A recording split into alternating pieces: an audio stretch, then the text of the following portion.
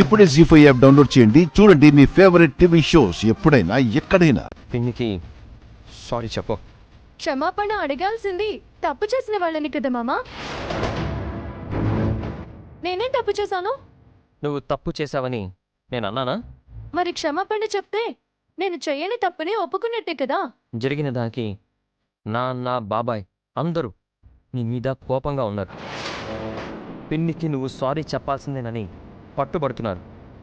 లేదంటే నువ్వు ఇంట్లో ఉండడానికే వీల్లేదు అంటున్నారు. వాళ్ళ సంగతి పక్కన పెట్టండి. జరిగిన విషయం గురించి మీరేమనుకుంటున్నారు? సరే, నేను ఒక ప్రశ్న అడుగుతాను, సమాధానం చెప్తారా? ఏంటది? నేనెవర్ని? ఈ ఇంట్లో నా ప్లేస్ ఏంటి? మీ కుటుంబంలో నా స్థానం ఏంటి? అవన్నీ తర్వాత తీరిగ్గా మాట్లాడుకుందాం.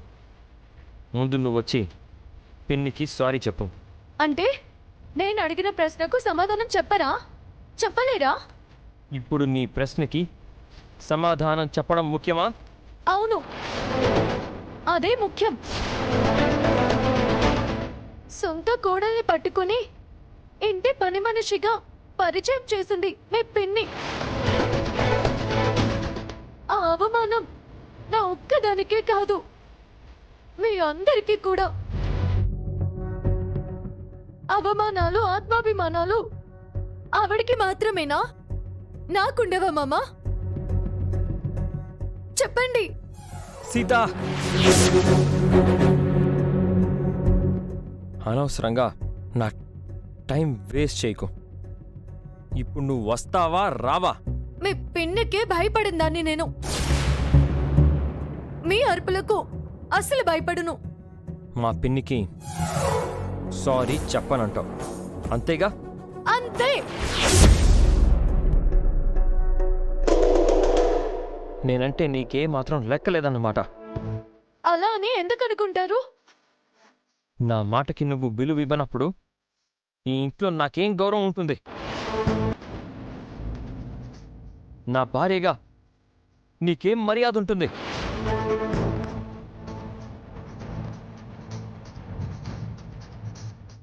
మామా, ఒక నిమిషం. మీ పిన్ని గారిని క్షమాపణ అడగాల్సిందేనా? తప్పనిసరిగా అడగాల్సిందేనా?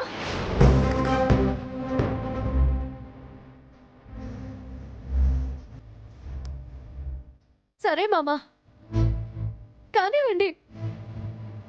మీకోసం, మీ సంతోషం కోసం, మీ పరువు మర్యాదలను కాపాడడం కోసం నేను ఏం చేయడానికైనా రెడీ. ఆఫ్టర్ ఆల్ ఒక చిన్న క్షమాపణ అడగలేనా? కానీ మామా, మీరు మరీ ఇలా పిరికివాడిలా ఉండకండి. నా మనసుకు చాలా కష్టంగా అనిపిస్తుంది. జీ5 యాప్ డౌన్లోడ్ చేసి అన్ని ఎపిసోడ్స్ పూర్తి ఉచితంగా చూడండి.